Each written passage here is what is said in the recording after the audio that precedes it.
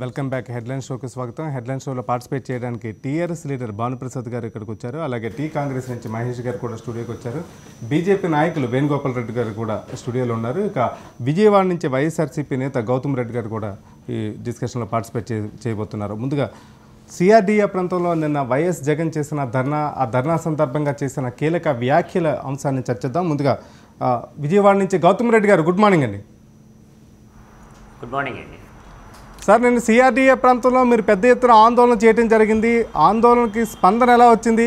ఒకవైపు భూసేకరణకి వ్యతిరేకంగా పోరాటం చేస్తున్నాను మీరు ప్రారంభించినప్పటికీ కూడా రైతుల మాటల్లో, రైతుల ఆవేదనలో అసలు ల్యాండ్ పూలింగ్కి సంబంధించి కూడా అనేకమైన అపరిష్కృత అంశాలు ఉన్నాయి. ఖచ్చితంగా ఈ మొత్తం పాలసీని మరోసారి పునఃసమీక్షించాలనే ఒక డిమాండ్ కూడా రైతుల నుంచి పెద్ద ఎత్తున వచ్చింది.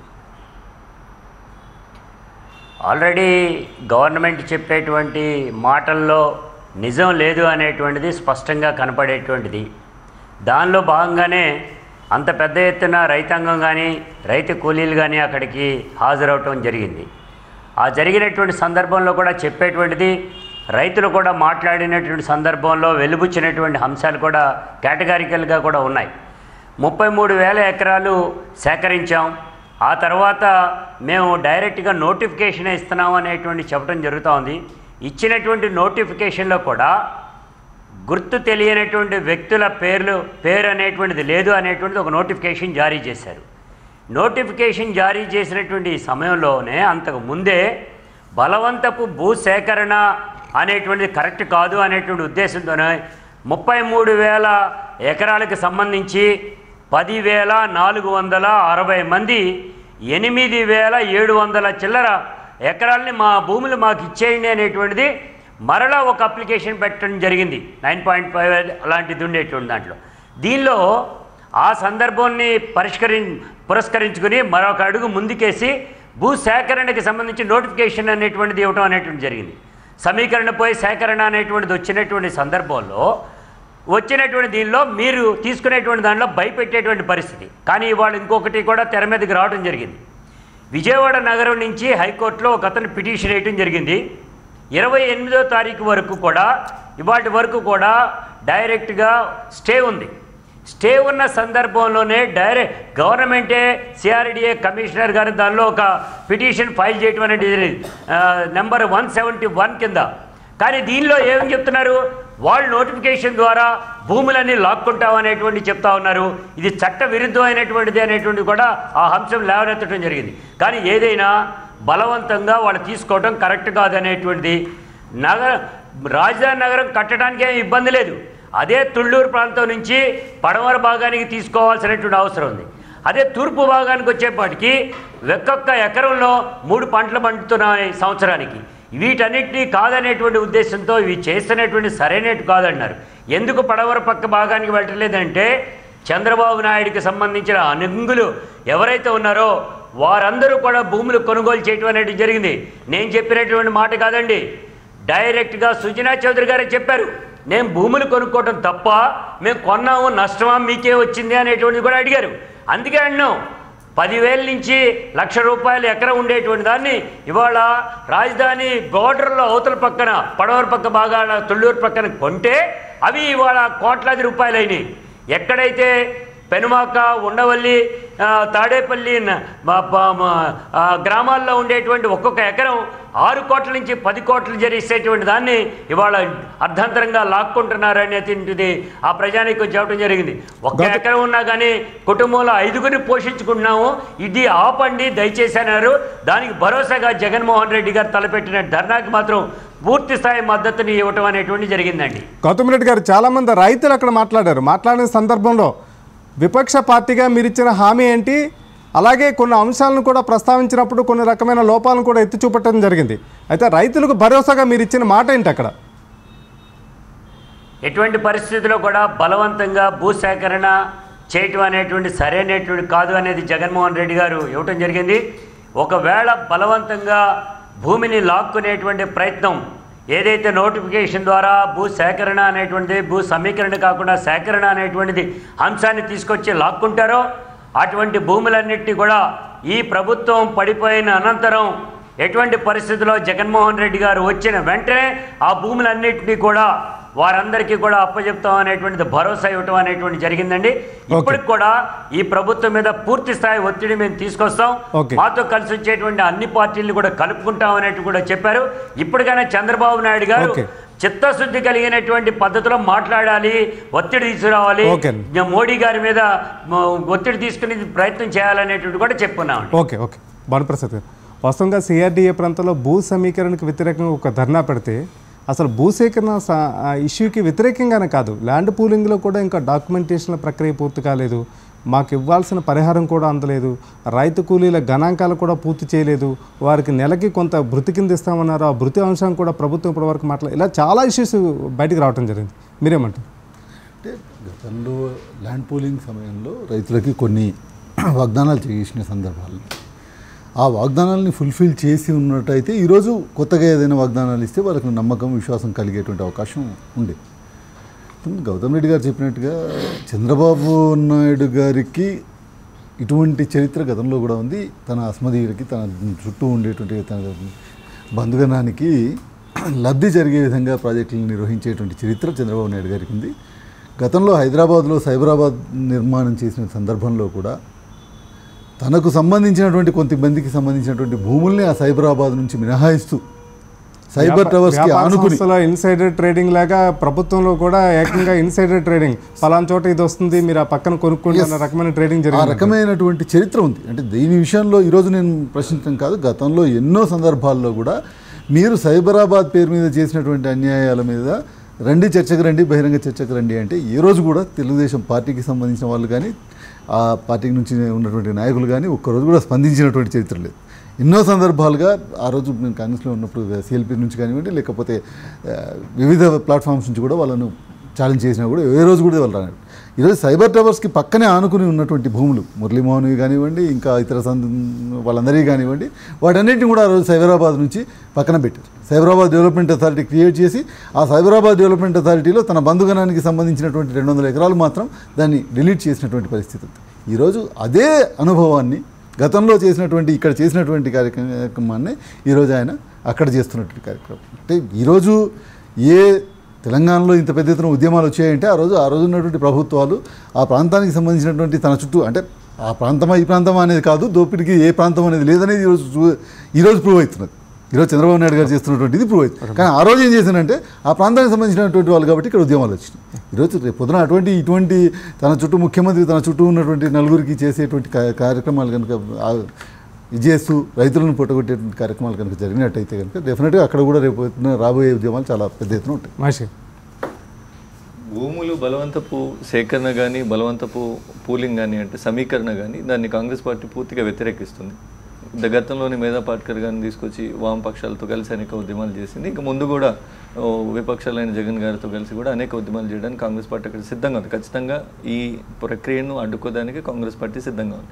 దీనికి అక్కడ ఉన్న ప్రజలు అంటే ఎంతసేపు నిన్న టీడీపీ మంత్రులు అక్కడ జగన్ సభ ఒక దిక్కు జరుగుతుంటే ఇక్కడ ప్రెస్ మీట్ పెట్టి దాన్ని ఎంతసేపు ఇదో ప్రతిపక్షాల రాద్ధాంతం లాగానో విపక్షాల గొడవ లాగానో రాజకీయ సృష్టించే ప్రయత్నం చేశారు. కానీ వాస్తవంగా వాళ్ళ భాగస్వామ్య మిత్రుడు అధికారంలో లేకపోయినప్పటికీ పవన్ కళ్యాణ్ గారు పోయినప్పుడు కూడా దాదాపు ఇంచుమించు ఇదే రెస్పాన్స్ ఉంది. అంటే ఖచ్చితంగా మంత్రులు మమ్మల్ని బెదిరించినారు, మీరు ఇక్కడ ఒకవేళ సమీకరణ పూలింగ్ విషయంలో మీరు సహకరించకపోతే మళ్ళీ మోడీ గారు తీసుకొచ్చి రాజధాని ప్రాంతానికి ఏ నాయకుడు వెళ్ళినా పార్టీలకు అతీతంగా అక్కడ రైతులు వస్తున్నారు, కనీసం వీళ్ళైనా మాకు సాయం చేస్తారని ఒక రకమైన ఆశ ఉంది. ఆ ఆశ కోసం కొట్లాడాల్సిన బాధ్యత ప్రధాన ప్రతిపక్షంగా వైఎస్ఆర్సీపీతో పాటుగా ప్రతిపక్షంగా కాంగ్రెస్ మిగతా పార్టీలు అన్నిటిపైన వామపక్షం మిగతా అన్ని పార్టీల మీద ఉన్నది. దాన్ని సమర్థవంతంగా పార్టీలు పోషిస్తున్నాయి. తో పాటుగా రైతులు కూడా స్వచ్ఛందంగా వాళ్ళ ముందుకు వచ్చి కోర్టు మెట్లెక్కి కోర్టులో నుంచి ఆర్డర్లు తీసుకుపోయి కోర్టులు ఇప్పటికే దాదాపు 600 మంది రైతుల పేరు మీద ఈ వాళ్ళ భూములు సంబంధించిన భూములు మళ్ళీ మేము ఇంకో ఉత్తర్వులు ఇచ్చే వరకు ముట్టకూడదు అనే ఒక ఆలోచన చేసింది. అదే బాటలో ఇంకొంతమంది రైతులు కూడా నడిచే అవకాశం ఉంది. ఇంతమంది కన్నీళ్లు ఇంతమంది కడుపు శోకంతో నిజంగా రాజధాని కడితే భవిష్యత్తులో ఆంధ్రప్రదేశ్ మీరన్నట్టు స్వర్ణాంధ్రగా మారుతుందా ఆ ఆలోచన ఎందుకు చంద్రబాబు నాయుడు గారు చేయట్లేదు? పైపెచ్చు ఈ మంత్రుల్ని కూర్చోబెట్టి టీడీపీ నాయకుల్ని మంత్రుల్ని కూర్చోబెట్టి విమర్శలను ఎక్కిపెట్టే ప్రయత్నం, అంటే అక్కడ రాజకీయాలు చేస్తున్నారు అని. మీరు గ్రామాలు తిరగక చాలా రోజైంది. ఏపీ మంత్రులు, ఏపీ ముఖ్యమంత్రులు గ్రామాలలోకి ఈ ల్యాండ్ పూలింగ్ అంశం మీద తిరగక చాలా రోజులైంది. తొలినాళ్ళలో పోయినరు, అట్లా భయపెట్టి ఏదో భయభ్రాంతులకు గురి చేసి ఇది లాక్కునే ప్రయత్నం చేశారు. కానీ ఈ మధ్య కాలంలో మీరు పోతే ఆడ క్షేత్రస్థాయిలో పరిస్థితులు ఏందని వాళ్ళ కళ్ళం గట్టి అర్థమవుతుంది. ఇంకోటి దాన్ని ఆనుకొని దాదాపు 10,000 ఎకరాల అటవీ భూములు ఉన్నాయని గౌతమ్ రెడ్డి గారు లాంటి నాయకులు, ఆంధ్రప్రదేశ్ కాంగ్రెస్ నాయకులు కూడా చాలాసార్లు చెప్పింది. నడుస్తుంటే బాధ పడతా. ఆయన ఏమంటాడు, డెవలప్ అయిన భూమి అందరూ ఉపయోగిస్తున్న భూమే కావాలంట, నా అడవుల్ని క్లీన్ చేసుకొని దాన్ని రాజధానిగా వాడడానికి కూడా ఉపయోగపడదు అని. ఇక భానుప్రసాద్ గారు చెప్పినట్టుగా తన అనే వర్గీయులకు ఆయాచిత లబ్ధి చేకూర్చడం అనేది ముందు నుంచి చంద్రబాబు నాయుడు గారికి ఉన్నటువంటి అంశం. ఈ రోజు అది కొనసాగిస్తున్నాడు తప్ప కొత్తదని ఏం దాంట్లో కనబడతలేదు. దాన్ని ఆశ్చర్యపోవడానికి కూడా ఏం లేదు. కాకపోతే ఆయనకు ఓట్లేసి పట్టం కట్టినటువంటి ప్రజలు ఈరోజు ఆంధ్రప్రదేశ్ ముఖ్యమంత్రి మీద, ఆంధ్రప్రదేశ్ ప్రభుత్వం మీద నిర్ణయం తీసుకోవాల్సిన సమయం ఏమైతే వచ్చింది. వేణుగోపాల్ రెడ్డి, వాస్తవంగా ఈ భూసేకరణ ఆర్డినెన్స్ సంబంధించి ఇప్పటికే 3-4 సార్లు కేంద్ర ప్రభుత్వం ఆర్డినెన్స్ ఇచ్చినప్పటికి కూడా దేశవ్యాప్తంగా అటు కన్యాకుమారి నుంచి కాశ్మీర్ వరకు రైతుల నుంచి, పార్టీల నుంచి పెద్ద ఎత్తున వస్తున్న విమర్శల నేపథ్యంలో బీజేపీ ఒక్కసారిగా వెనక్కి తగ్గిన సందర్భం కావచ్చు, మళ్ళీ దాన్ని పునరాలోచన చేసుకోవాల్సిన పరిస్థితి కావచ్చు.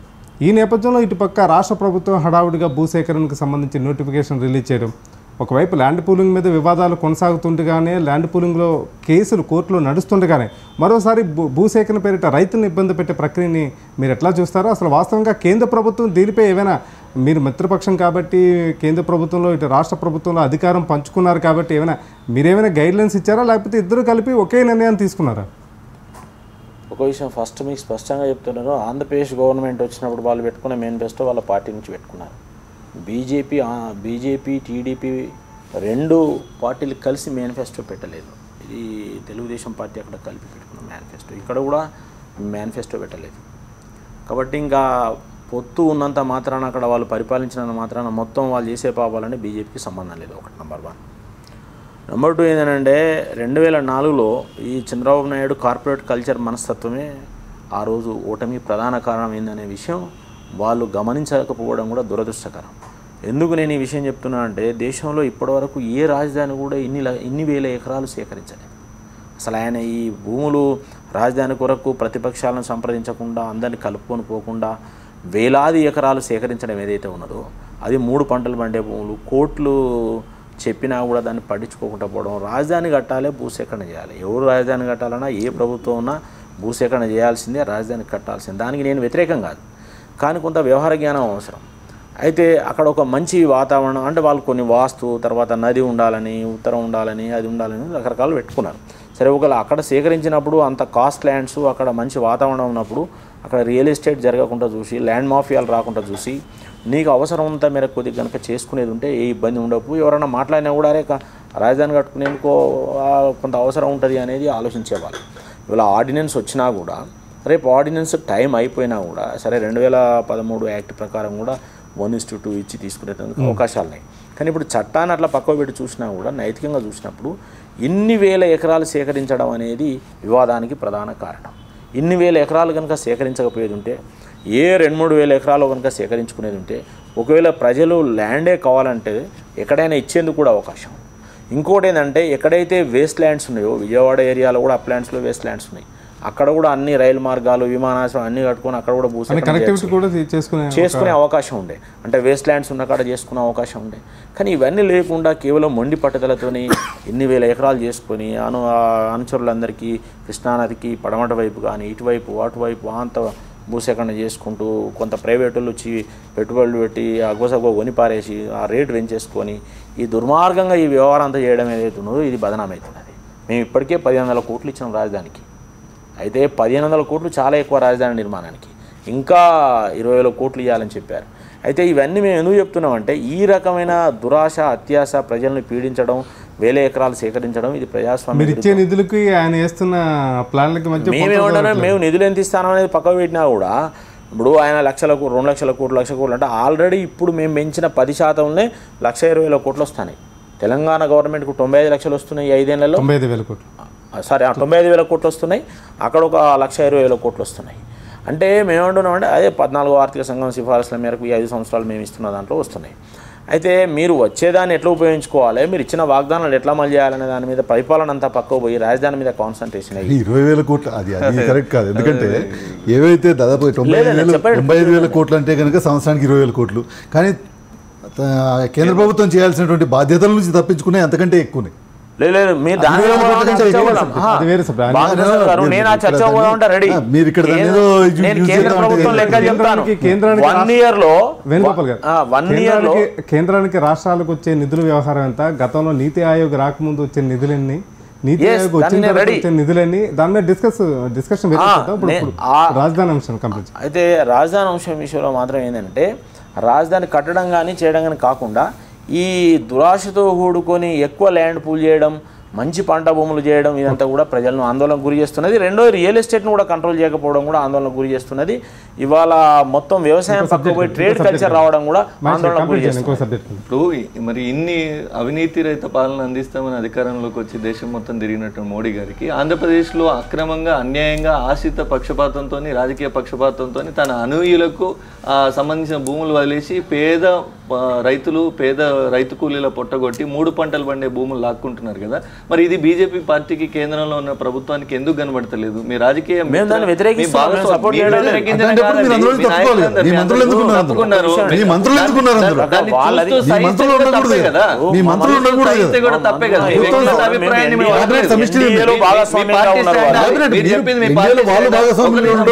మీరు చెప్పింది మీ పార్టీ స్టాండ్. ఇప్పుడు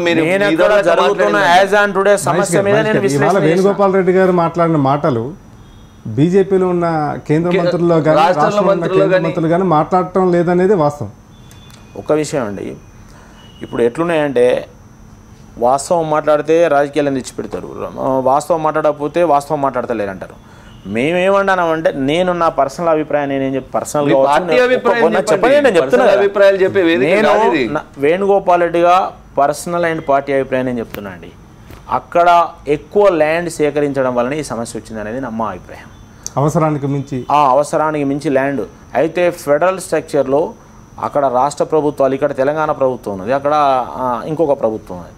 ఎక్కడ మా పార్టీ లేని ప్రభుత్వాలన్నా మేము అందులో పోయి ఏలు పెట్టి నువ్వు తప్పు చేస్తున్నావు, ఒప్పు చేస్తున్నావు అని మేము ఇన్వాల్వ్ అయ్యి చేసే పరిస్థితులు లేవు.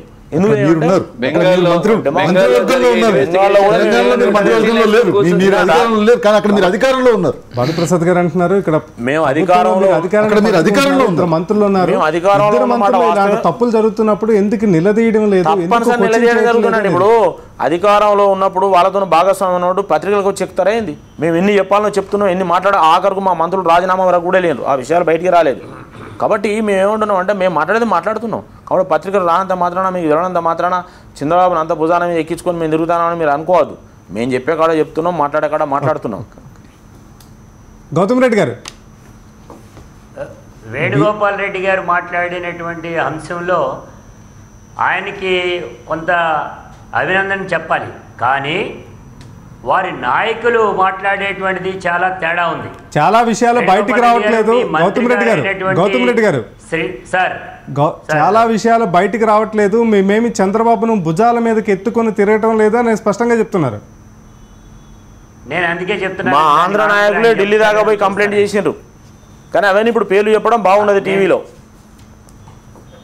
నాకు ఐడియా ఉంది, మా ఆంధ్ర బీజేపీ నాయకులు పోయి బ్రహ్మాండంగా దాని మీద మాట్లాడుతున్నారు, జరుగుతున్న అవకతవకల మీద. మీ మంత్రి శ్రీనివాసరావు గారు, ఆరోగ్య శాఖ మంత్రి, డైరెక్ట్గా చంద్రబాబు నాయుడు జేబులో మనిషిలాగా వ్యవహరిస్తూ చంద్రబాబు నాయుడు గారికి తాళం కొడుతూ వందిమాగదుల్లాగా ఆయన వ్యవహరిస్తూ ఈ భూసేకరణ చాలా బాగుంది, ఎటువంటి పరిస్థితుల్లో కూడా దీన్ని అమలు చేయాలని మాట్లాడుతూ ఉన్నారు. ఆయన ఒక్క మంత్రి చెప్పండి, ఇంకో మంత్రి చెప్పండి. ఆశ్చర్యం